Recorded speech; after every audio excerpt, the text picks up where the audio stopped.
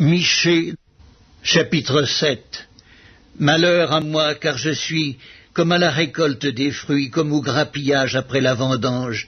Il n'y a point de grappes à manger, point de ces primeurs que mon âme désire. L'homme de bien a disparu du pays, et il n'y a plus de juste parmi les hommes. Ils sont tous en embuscade pour verser le sang, chacun tend un piège à son frère. Leurs mains sont habiles à faire le mal. Le prince a des exigences, le juge réclame un salaire, le grand manifeste son avidité, et ils font ainsi cause commune. Le meilleur d'entre eux est comme une ronce, le plus droit pire qu'un buisson d'épines.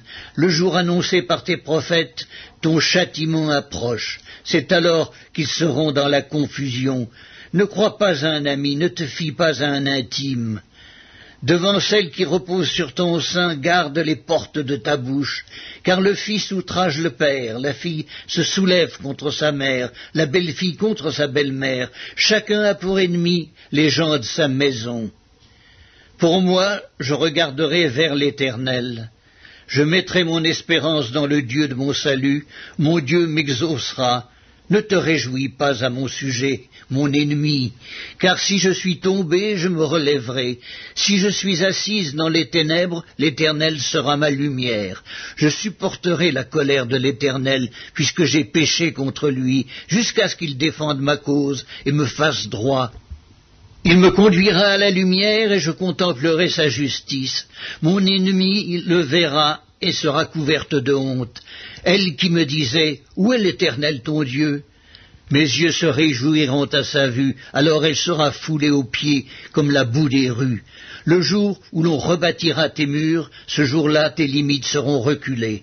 En ce jour on viendra vers toi de l'Assyrie et des villes d'Égypte, de l'Égypte jusqu'au fleuve, d'une mer à l'autre et d'une montagne à l'autre.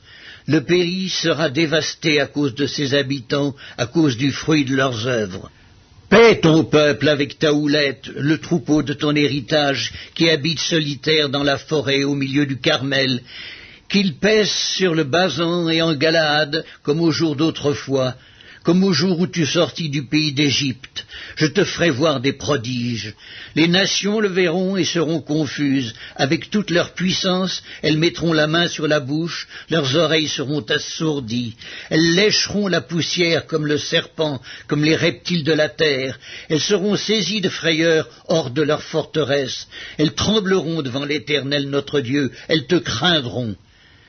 Quel Dieu est semblable à toi, qui pardonne l'iniquité, qui oublie les péchés du reste de ton héritage? Il ne garde pas sa colère à toujours, car il prend plaisir à la miséricorde.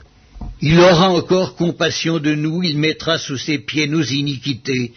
Tu jetteras au fond de la mer tous leurs péchés, tu témoigneras de la fidélité à Jacob, de la bonté à Abraham, comme tu l'as juré à nos pères au jour d'autrefois.